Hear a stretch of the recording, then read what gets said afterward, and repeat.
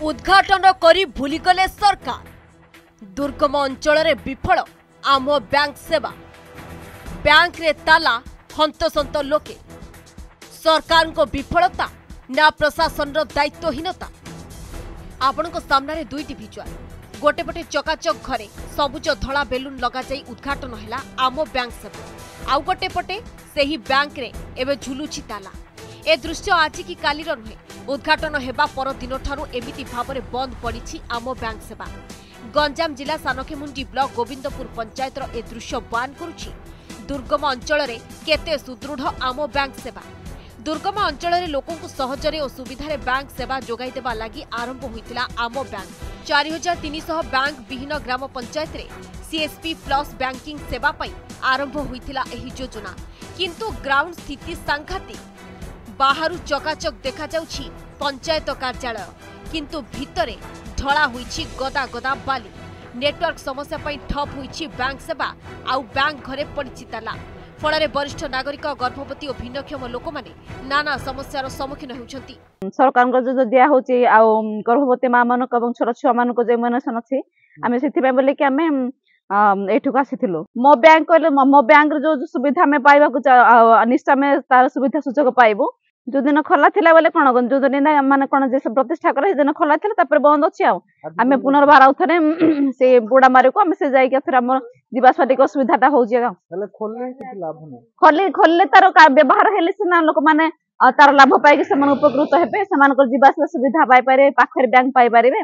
आ ताकू जदी खाली बैंक टा कर देले योजना कर सेथिरे काम करले लोक उपकृत पाई थांते। बैंक अछि सर कहजंती हेले तो बैंक ता जो दिन खोला हैला सेही दिन ते खोला थिला तेनु आउ एबे सब ताला पड़ी अछि। से बैंक ता चालिले ती हमको पाख ही थांदा सुविधा सुजोगटा मिली थांता। सरकार एते ये करछोंदी कोन आउ कोन करिया सर सेती सरकार सुजोग करि थांते हमको एडा जदी चाली थांदा बोले टिके सुजोग ही थांदा हमको पाख ही थांदा।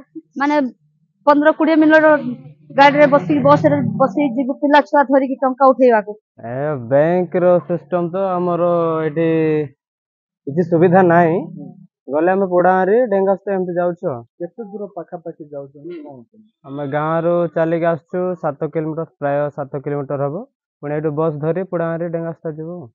देखन एबे आपन पंचायत रे जो खोला हेतिला कोन पंचायत रे सेडे खाली चिन्हटा ही रहिछि आउ से सुविधा ही तो नाही एटे प्रतिष्ठा हला खोला हला कोन सेदिन खोली थिला। हां सेडी दिन खुला थिला वर्तमान बंद अछि। गत वर्ष नवेम्बर 28 रे एही बैंक को उद्घाटन करथिले मुख्यमंत्री नवीन पटनायक। नुआ अकाउंट खोलिबा, टंका जमा करिबा, टंका उठाइबा, आधार सक्षम देय व्यवस्था, सामाजिक सुरक्षा योजना पंजीकरण, सुकन्या खाता, विद्युत बिल पैठ, पासबुक अपडेट, ऋण प्रदान भली अनेक बैंकिंग सेवा जोगाई देबाको व्यवस्था रहिथिला, किंतु लोकों को आशा रे ही रही गला। आम बैंक योजना रे आम सरकार पैसा देथिले आम वीडियो मोर जाई से उद्घाटन करथिलु। जेहेतु अति छोटा कैंपा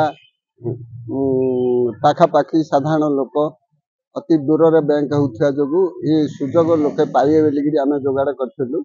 से बैंक इनॉग्रेशन हला पर ठारू कोन पाई सबले चाबी पड़छि मैनेजर माने तार चिंता करिए कोन डिफेक्ट असुविधा होछि हमहु जणैले सरकार को जणैले लोके उपकृत हेबे। पंचायत रे जो बैंक खोला हला दीर्घ 2 मास 2.5 मास हबो बैंक खोला है आपण माने प्राय जानिथिबे जे जनसाधारण पर जो असुविधा को दूर करबा पय जो चेष्टा से चेष्टा अनुसार सरकारक पदक्षेप रे बैंक खोला जायतिला, किंतु से बैंक वर्तमान 2.5 मास हबो बैंक बंद ही रहिछि।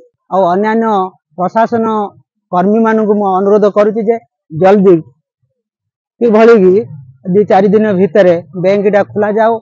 जनसाधारण ये बैंक रो सुविधा पाइले आम पंचायत आम आदिवासी अंचल जो माँ भौणी बुढ़ा बुढ़ी माने उपकृत हेबे बोली मु सरकार एवं प्रशासन को अनुरोध करूछि। आज भी बैंक सेवा पाई पहाड़रू ओल्हाई 10 किलोमीटर दूर पोड़ामारी डेंगा उस्था ग्राम थिबा बैंक को जाउछंती लोके। सरकारंक आम बैंक सेवा टी गोविंदपुर पंचायत रे उद्घाटन दिन ठारू खोली नाही ताला। से प्रशासनिक उदारता हो बा सरकारंक अवहेला केबे खोलिबो एही ताला आउ केबे उपकृत हेबे साधारण जनता ताकू ही देखिबाकू बाकी रहिला। दिगपहंडरू सत्यनारायण पाढ़ी।